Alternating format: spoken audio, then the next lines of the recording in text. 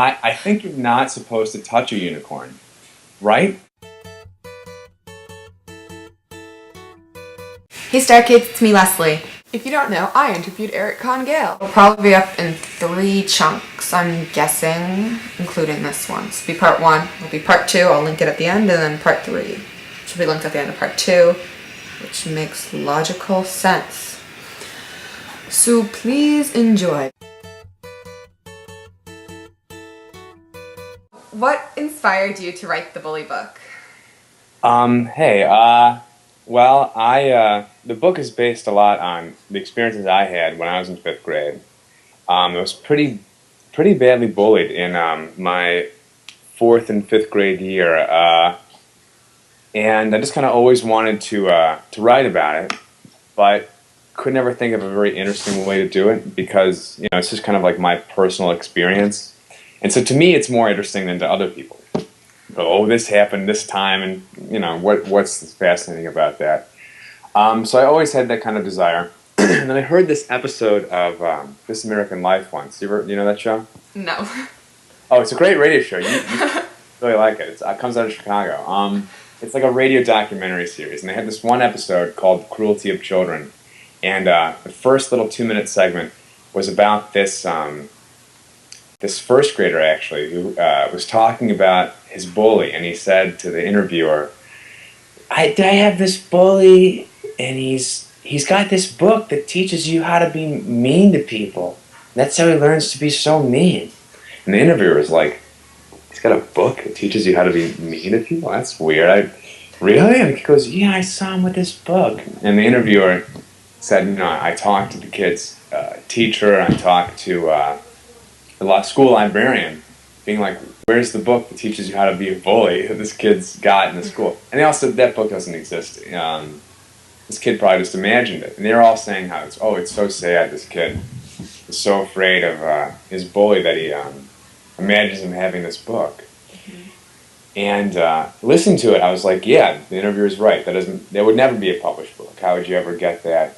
But how would that exist? It would have to be like a book that a kid wrote, and like maybe they pass it around. I was like, that's a cool idea.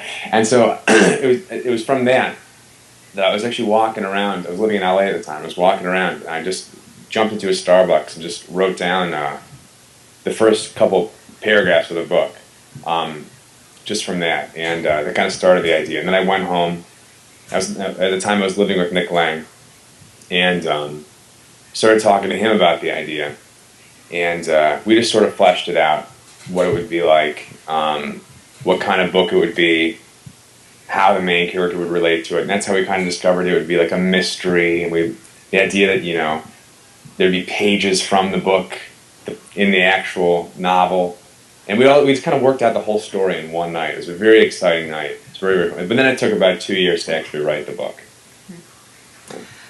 Have you always known that you wanted to be a writer?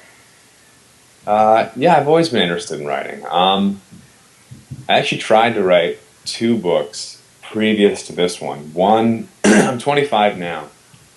One when I was a freshman in college, and that lasted about 10 pages, and I gave up.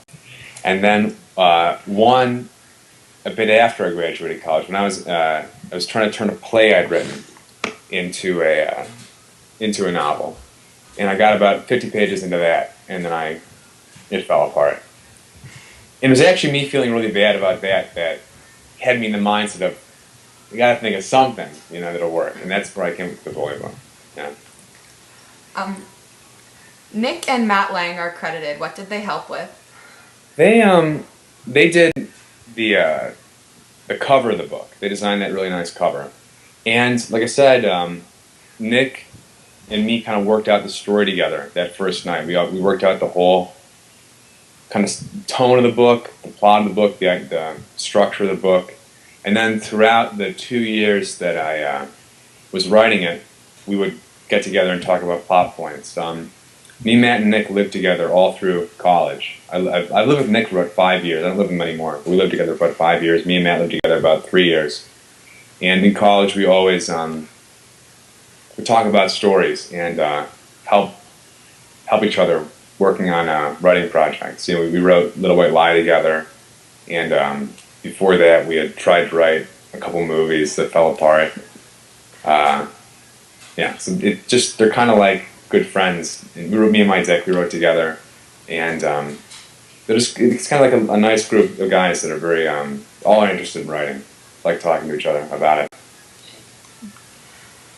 You said you were going to write a sequel to the Bully book, and it was going to help close Little White Lie in the live stream. How do you plan to do that? The idea for the sequel of the book right now is that, without giving, I don't know if anyone, I'm sure people that watch this have already read the first book, but the idea is that in the second book, Eric enters middle school, and he's kind of, through his actions in the first book, kind of ended the reign of the Bully book in the elementary school. The kids that get it the next year get the kind of altered book that he's made and decide they're not interested in continuing on with this. But there's still, the organization still exists in the middle school, basically, and they're all very angry at him for ruining everything. And I think that at some point he's going to seek out like a list of all the grunts that have ever existed. I think he's going to meet at one point, in a small cameo, Kevin Bushwald, who I believe, I like to think that in the class of 2000, when Kevin and Tanya, Sammy Duder in 5th grade in Arborland Elementary School, Tanya was a Bully booker and Kevin was her grunt. I like thinking of it that way. I think that's how it's going to work out in the sequel. And so I think he'll meet Kevin. And I think just by, it's not going to too directly reference the White Lie, but I think that through his interaction with Kevin, you'll get a sense of where he is in life right now, and through that, you'll get a sense of what happened to the other characters. That's exciting. I'll be right on that when it comes out. Okay, cool. Did you watch Little White Lie? Yes, I did. Yeah. I've rarely talked to people that have watched it. What is your feeling on it? So are you one of the people that is frustrated by the lack of a second season, right? Yeah, I kind of am. But I recently interviewed Alona Finlay because she's from Ontario, and she kind of told us what would be, if there was a second season, what you guys were talking about. What did she say? Because I haven't talked to Alona. She said that her character, Sammy and Toby, would get together, and then Tanya and Chris Allen. Mm-hmm. Chris Allen's actually in the next room. I live with him now. And then she said there was discussion about a scene on a rooftop. Oh, that's a joke. The old joke was that the beginning of the second season was going to open with Sammy and Duder sitting on top of the water tower, the Arborland water tower, looking out at the city and ruefully saying, "I hate this town," and like leaving and becoming musicians. That was the joke. If I had to guess what would happen in the second season, the best thing we've come up with so far is that Kevin comes out of the coma, but he can't really remember things. So he doesn't have a good sense of who he is. And so everyone in the band, or Sammy and Dude, are worried that he's going to kind of find them out, because they're becoming kind of a bigger act around Arborland, Michigan, which is where they live, and around the greater Detroit area. And Kevin becomes kind of a fan of the band, because the songs just appeal to him. But he can't remember that he really wrote them. But at some point, it gets kind of goofy. At some point, he does kind of get his memory back.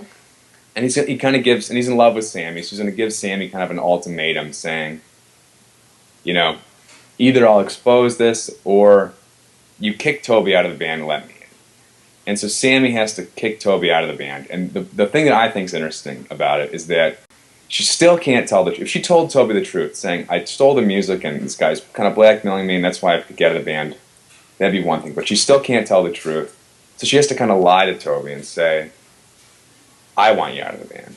And he says, I know it can't be because of the music, because I know I'm a good musician. I'm on Glee. Everyone loves it. and so he interprets it as that she doesn't want to date him anymore. She's not in love with him anymore. I think that's kind of interesting. But again, I'm not sure. I don't think it's ever going to be made.